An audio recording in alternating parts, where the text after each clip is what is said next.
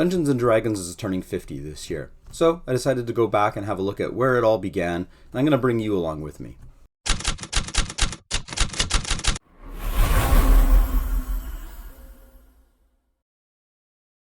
So if you've been following the channel, it's no mystery that I have a love for where D&D began and my experiences playing D&D when I was a young gamer. Now, not to say that I don't enjoy Dungeons & Dragons 5th edition, but being that it is the 50th anniversary, I started thinking about it, and is it possible to go back and play earlier versions of Dungeons & Dragons? We're getting a new version of D&D this year, but I'm wondering if it is even possible that you can take a group of players and move back to when D&D was a little bit simpler and maybe a little bit more dependent upon the player imagination instead of having hordes and hordes of source material to weed through. Is it possible that we can go back and play a simpler version of D&D and still enjoy the game as it is? My introduction to Dungeons & Dragons was with a product that was affectionately referred to as the Red Box, or basic D&D at the time. Now, I did play a couple sessions with a dungeon master and friend of mine who actually was using the Dungeons & Dragons Advanced Rulebooks, but the first product that actually entered into my hands was the basic set. So let's make a character in the Dungeons & Dragons basic set using the Red Box rules. Rolling your attributes in Dungeons & Dragons Basic is done by rolling 3d6 and adding the results together. Now, of course, if you get some really bad results and your character really is unplayable due to low scores, you can always talk to your dungeon master and re-roll an entirely new set. Let's do that now for this character. Now what we're doing is we're rolling 3d6 and adding them together. Unlike current versions of D&D where you could roll 4d6 and choose your best 3, we're going to have to go with just the 3 dice that we're rolling here. Now we're not going to assign them to specific attributes at this point, so we're just generating 6 ability scores. We're then going to assign them to our specific attributes.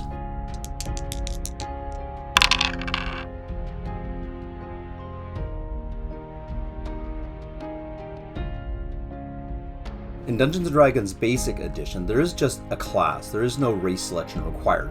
So in this case, Elf, Halfling, and Dwarf are all part of the initial class choice that you're going to make. For this example, I'm going to choose an Elf because, why not? Playing as an Elf gave you the best of both worlds. You had the martial prowess of a fighter and the innate spellcasting ability of a magic user. Elf was my go-to class back in the day. Welcome to the basic Dungeons & Dragons character sheet. This baby was only 2 pages, and the first page had pretty much everything you need to know.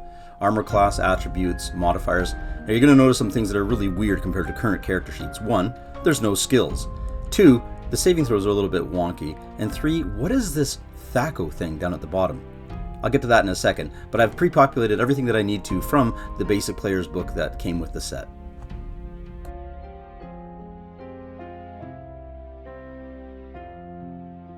Okay, here we go. I'm going to try not to screw this one up. THACO essentially stood for to hit armor class 0. Back in the day, we had a little complex chart that basically dictated what we needed to roll to hit an enemy.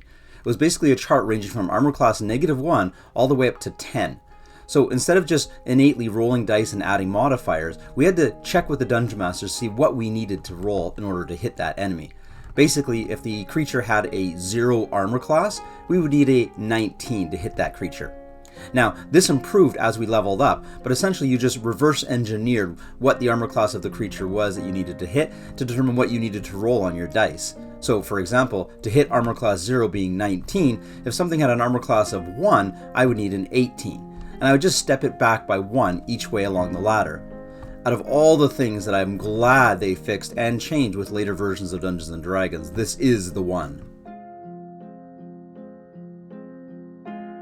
The most enjoyable thing about making a character back in the day was going shopping. You got 3d6 times 10 in gold, and basically just opened up the player's handbook and bought your equipment. There was no starting equipment, and the actual equipment list itself was nowhere near as big. Basically, you picked a primary weapon, maybe if you had enough gold you picked a secondary weapon, and made sure you had a suit of armor, and you hit the trail.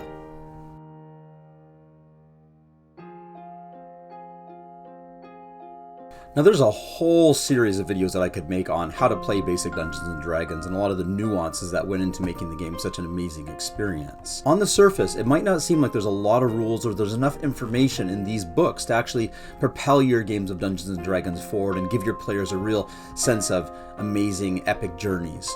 Now, that's the beauty of it, really, is by unleashing your imagination in absence of said rules, I think you're going to find that you can create a more epic adventure and a little bit more of an exciting experience for your players. I think as the generations of gamers have come along, more and more rules and more options have been added to the game, such to the point now where I think we're beholden to the rules of the game and the content that's been created for us, and we are using our own imaginations to fill in those blanks. Now, I'm going to continue to play Dungeons & Dragons 5th edition, and with every version that comes out, I do look forward to it. However, gamer in me kind of yearns for a more simpler experience. I challenge all of you to take a step back in your Dungeons & Dragons 5th edition games and see if you can either remove some aspects of the game or homebrew things to make it a little bit more of an experience for your players as opposed to following the rules as written. Thanks for tuning in, guys, and I hope you're all having fun playing Dungeons & Dragons out there, regardless of what edition you're playing. Talk to you soon.